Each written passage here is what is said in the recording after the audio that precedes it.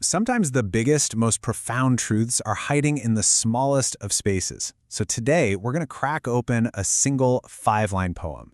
It was written 900 years ago by a Japanese monk named Saigyo. And trust me, it's this tiny masterpiece that opens up a whole universe of meaning about who we think we are, what we feel, and, well, the nature of reality itself. All right, let's get into it. Okay, here it is. Thought I was free of passion, so this melancholy comes as surprise. A woodcock shoots up from the marsh where autumn's twilight falls. Just let that sit with you for a second. You've got a simple statement, a feeling that comes out of nowhere, and this sudden vivid image from nature. On the surface, it seems so quiet, right? Almost passive. But underneath all that quiet, there is a serious psychological drama unfolding. And this is the real head-scratcher.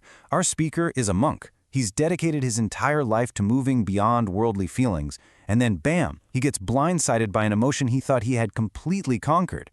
See, he's not just feeling sad, he's surprised that he's feeling sad. And that question, why, that's the key to unlocking this whole thing. So the emotional center of this entire poem, it all pivots on that one word, surprise. This isn't just him describing a feeling, it's a total disruption. It completely shatters the image he had of himself as this detached, enlightened guy. It reveals that his inner world isn't nearly as sorted out as he thought. It's this incredibly honest admission of a crack in his spiritual armor. Now, to really understand his surprise, we have to look where he's looking, at the scene around him. Because in classical Japanese poetry, nature is never, ever just pretty scenery. It's always a mirror reflecting what's going on inside. So let's decode what he's seeing here. Okay, so look at how these pieces fit together. It's kind of brilliant. First, you have the autumn twilight. That right there sets a mood of things ending, of transition, a time for looking inward. Then there's the marsh, a place that's not quite land, not quite water. It's this in-between space, which is a perfect mirror for his own internal state, right? And then you get the woodcock. Now, the bird doesn't just sit there, it shoots up. It's this sudden burst of energy that shatters the quiet, perfectly reflecting that surprising emotion that's just erupted inside of him. So, who was this guy, and what was his world even like? I mean, to really feel the tension in the poem, we've got to get to know Saigyo a little. He wasn't just some poet living in a monastery.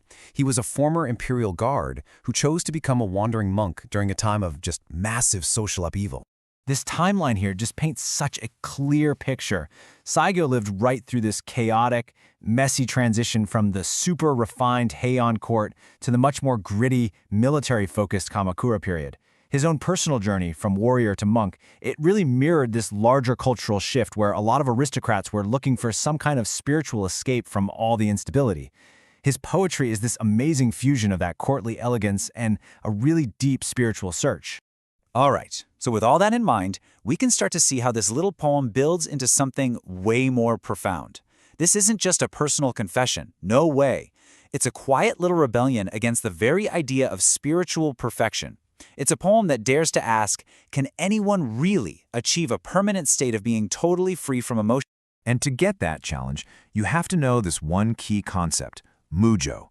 It's a fundamental Buddhist idea of impermanence, the principle that nothing, absolutely nothing, is fixed. Everything is always changing, the seasons, life itself, and yes, even our own emotional and spiritual states. So Saigyo's surprise isn't a sign that he failed at being enlightened. It's a direct, unfiltered experience of mujo happening to him in real time.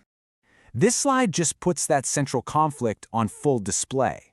On one side, you've got the ideal he was aiming for. Thought I was free of passion. That's a belief, right? It's a story he told himself about who he was. And on the other side, you've got the raw, unfiltered reality, this wave of melancholy that he didn't ask for. The whole poem lives in that tiny gap between the person he thought he was and the person he actually was in that one surprising moment.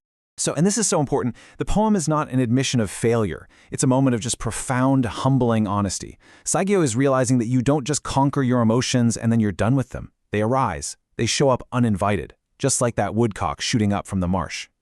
Maybe true wisdom isn't about not having feelings, but about having the honesty to recognize them when they show up. So why are we still talking about these 5 lines 900 years later? What's the big deal? Well, its power doesn't come from some grand sweeping statement. It comes from its incredible subtlety. It whispers its truth instead of shouting it. Let's just break down this artistry for a second. The language is so simple, right? He avoids all the fancy classical words for just a plain, honest admission. He shows this incredible restraint. He feels the melancholy, but he never tries to explain it or justify it. And maybe most important of all, there's no neat little bow at the end. The poem just leaves us hanging, right there in that moment of surprise, forcing us to sit with that unresolved feeling alongside him. And to really get how unique this is, it actually helps to compare Saigyo to a later, maybe more famous poet, Basho. Basho was the master of something called sabi, this art of finding a kind of lonely beauty in sadness. He would deliberately craft those feelings into an aesthetic. Saigyo here does the complete opposite. He doesn't craft the feeling, he gets hit by it. He presents it as a raw, unresolved, and truly surprising human moment. And that, right there, that's the genius of it.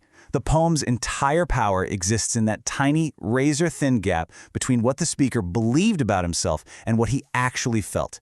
It's a perfect, precise snapshot of the human mind catching itself in a moment of pure, honest discovery.